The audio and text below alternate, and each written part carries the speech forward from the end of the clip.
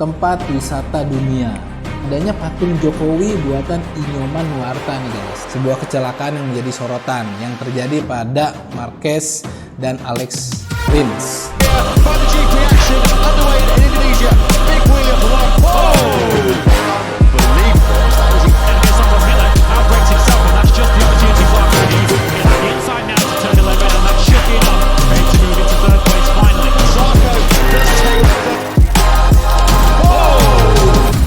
Halo, what's up guys? Ketemu lagi dengan gue Windy Muhammad di channel Windy Muhammad.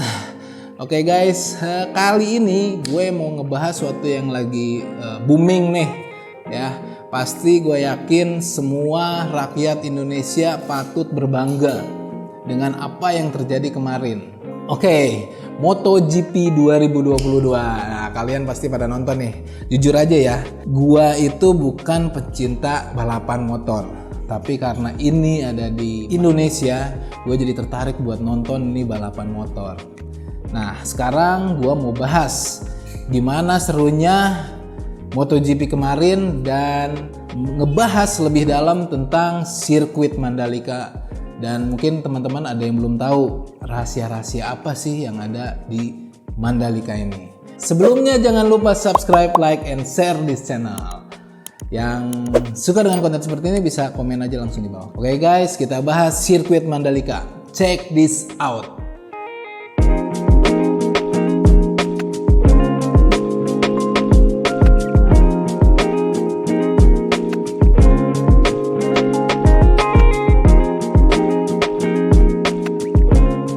Oke guys, sirkuit Mandalika. Sirkuit ini bisa menampung 145.000 penonton. Dengan total panjang 4,3 km. Sirkuit ini punya 17 tikungan. Nah, sirkuit ini jadi menurut gua keren banget karena sirkuit ini berada di kawasan ekonomi khusus nih, tempat wisata ya. Dan ini bisa disebut sebagai tempat wisata dunia. Oke, rahasia-rahasia apa aja sih yang bisa kita ungkap tentang sirkuit Mandalika ini? Oke, rahasia pertama dari sirkuit Mandalika ini adalah sirkuit ini diarsiteki oleh perusahaan dari Amerika yang bernama Papolus. Nah, perusahaan ini mempunyai pengalaman membuat stadion Wembley London, guys. Jadi akhirnya dia merarsiteki sirkuit ini. Dan terus lapisan atasnya itu dilapisi aspal datangkan langsung dari Inggris aspalnya. Sementara di lapisan bawahnya itu dari Indonesia. Oke, yang kedua, sirkuit Mandalika ini merupakan sirkuit yang berada di tengah-tengah kawasan ekonomi wisata ya. Jadi di sekelilingnya itu memang benar-benar tempat wisata. Nah, sirkuit Mandalika ini pun berhadapan langsung dengan Samudra Hindia. Jadi udah pasti banget tuh kalau misalnya teman-teman suka lihat ya dari atas gimana sirkuit Mandalika itu benar-benar cantik banget ya, pemandangan pantainya dan di situ ada bukit-bukitnya. Pokoknya ya nggak salah kalau misalnya memang Indonesia ini menjadi tempat wisata yang terbaik di dunia. Harapannya adalah dengan adanya sirkuit Mandalika ini termasuk Lombok itu bisa menarik ke depannya 300.000 wisatawan turis dari dalam dan luar negeri per tahunnya untuk datang ke Lombok.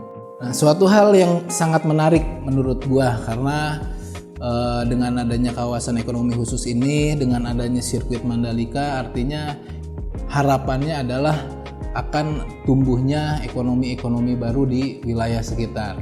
Ya, ini merupakan strategi atau misi dari pemerintah menghidupkan kembali daerah NTB. Menurut gue ini sih luar biasa ya, karena bisa menghidupkan lebih banyak orang lagi untuk memiliki usaha-usaha di Mandalika atau lebih luasnya adalah Lombok. Karena selama ini orang-orang lebih mengenal Bali ya, atau banyak banget pariwisata di Indonesia yang belum dunia internasional ini tahu gitu, seperti Raja Ampat di Papua gitu.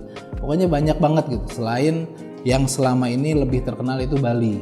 Nah, mungkin dengan adanya sirkuit Mandalika ini orang-orang lebih tertarik ke Lombok ya atau ke NTB.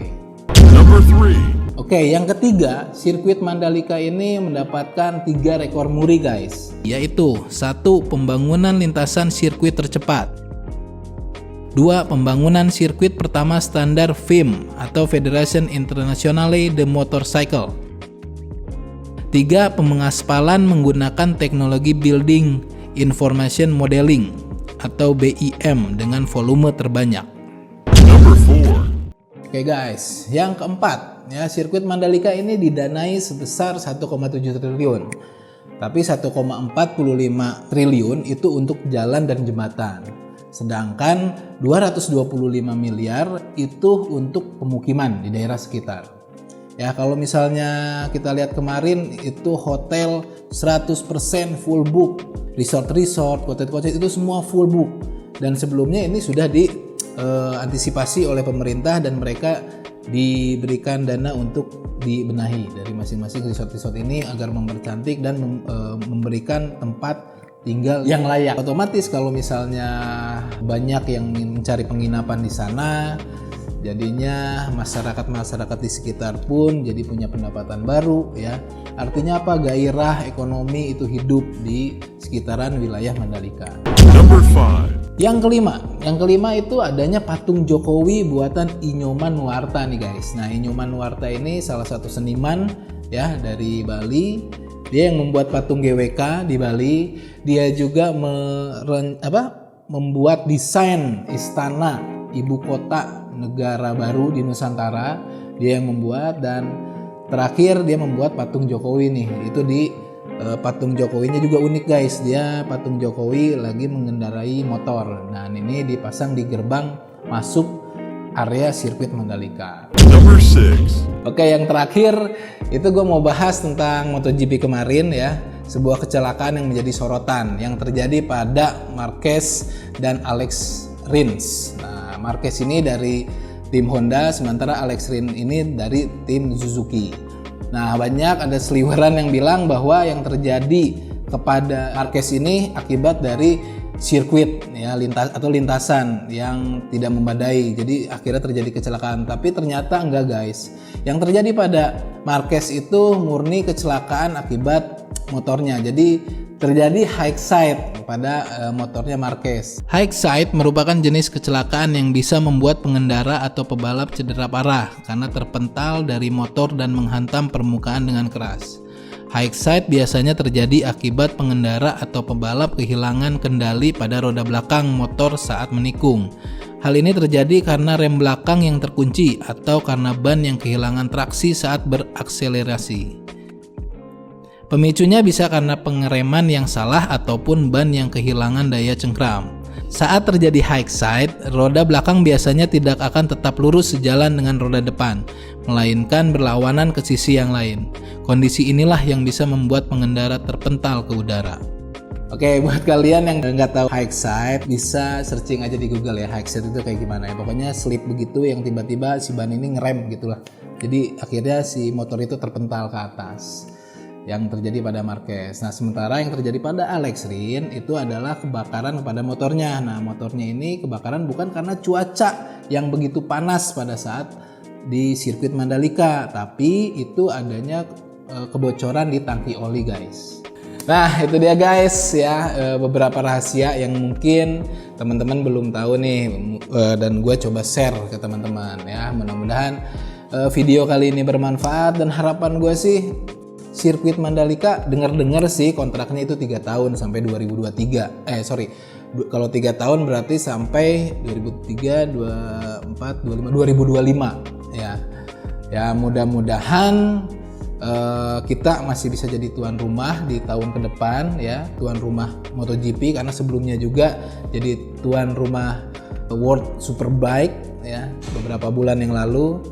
Sudah hampir 25 tahun ya kita enggak menjadi tuan rumah di ajang motor bergengsi ya, balapan bergengsi, karena terakhir itu di Sentul tahun 97 ya, 97 itu terakhir kita mengadakan ajang balapan internasional. Dan setelah 25 tahun nih guys, akhirnya kita jadi tuan rumah juga, dan gua sangat bangga banget sebagai masyarakat Indonesia atas adanya event besar kemarin, dan appreciate banget buat semua pihak yang udah berjuang ya, sampai mungkin ke pawang hujannya udah berjuang biar nggak hujan deras. Nah, itu patut kita apresiasi ya, semua pihak yang sudah mengusahakan agar event kemarin itu berjalan lancar.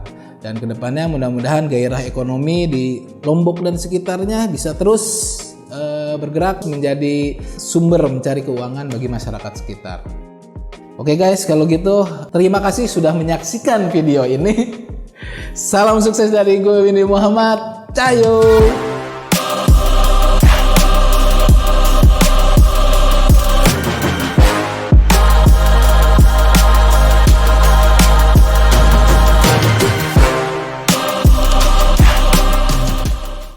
Headset itu apa lagi tadi? Terima kasih sudah menanya. Halo, vlog paling. No.